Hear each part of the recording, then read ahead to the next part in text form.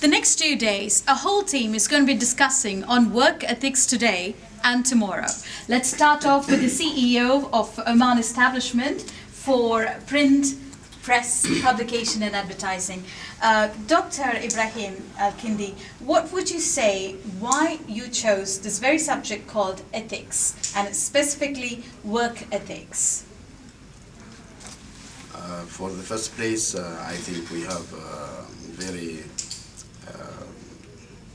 beneficial values that we inherited from our social understanding, religion, and our positive attitude toward everything. I think this very good principle and elements we have to employ it to cement our relationship between the productivity and the performance. And then I think those elements being neglected, so to speak, we want to remind ourselves, our new generation, that we have a very good principles can lead to a new era of development. So now the lack of high performance, excellent performance, connected to our understanding, to our, the way of doing our job. Okay. This is the main thing I think we have to work on it very specifically. Thank you. Thank you, sir. And now to go on to an organization that has been here since the renaissance of Oman and PDO, Petroleum Development Oman. Mr. Mundir Barwani, you have been experiencing, whether it's human resources or today external affairs, work ethics. And how do you find the right team, and is a new methodology when you choose the team? Bismillah ar-Rahman ar-Rahim. I think this topic particularly, it came at the right time because there has been a gap, as Dr. Ibrahim was mentioning, that we need to remind ourselves. Of course, when we learn through our days from the school, from our residents, from our parents, the behaviors and ethics. Now, when you come to workplace, you need also to reflect those behaviors which you have learned through your life, your experience, your career. Of course, when we interview people coming to organization, we're trying our level best to just at least distill some of those elements where that particular individual do fit into the work environment of an institution or a company. Now, by doing behavioral interviews and also other interviews on the psychometric assessments, which is very common practice nowadays in the industry. Now, at least that will give you a feeling that this particular individual fits or doesn't fit. And if those gaps are significant, then institutions have got all the right to accept or reject and make a decision accordingly. Now, if those gaps are minute, then you can take on board realizing with eyes open how to bridge those gaps. That's what's been practiced being done. Now, does the business sense, work ethics make business sense? Dr. Abbas Ali, you are really keen to revitalize ethics. Can you tell us more?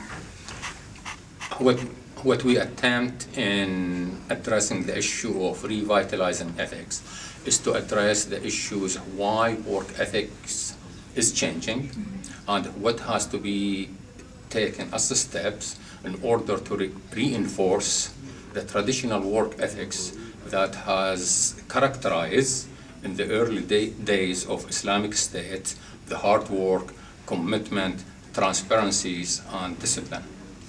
Now, you feel it's a holistic approach and there's no two ways about it. It makes all sense. Yes, definitely. If we are seeing it from a commercial standpoint, the overriding reason for the system or the organization has been purely to make profit. So we want to take a holistic approach rather than just looking at the profit point of view. We need to look at buyer point of view. What sort of value are we going to provide to the buyer? We need to look at employees' point of view. We need to explain to them, engage with them, clarify mutual expectation, so that there is a willing buy-in or willing commitment to the core ethics that we want them to subscribe, so that they don't feel as if we are forcing them to subscribe, but that it's through fair process of engagement there is a willing trust mutual trust between the management of the organization and employee of the organization.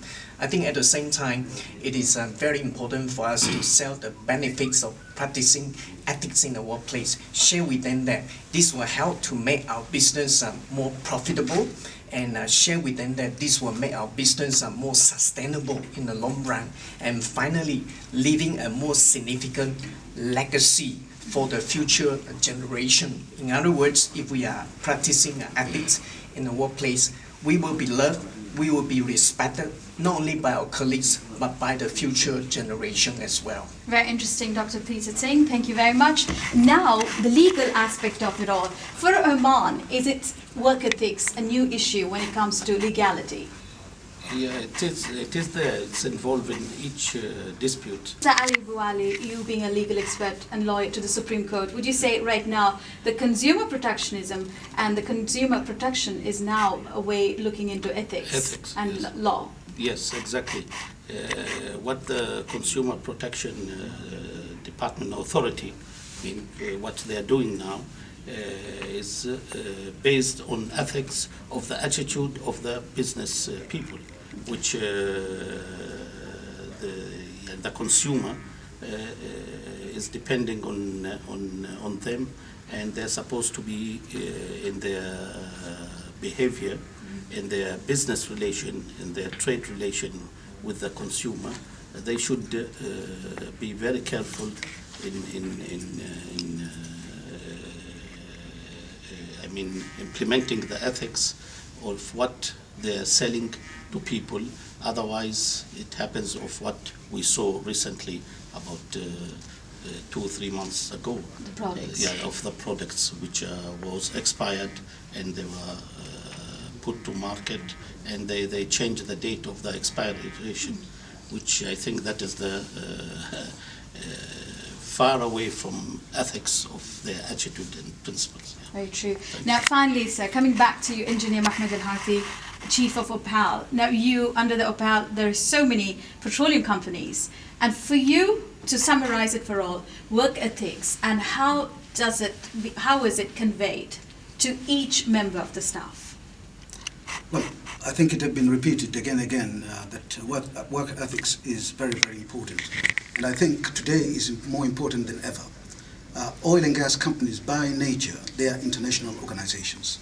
And therefore, work ethics in oil and gas industry specifically is a key to the performance of these organizations.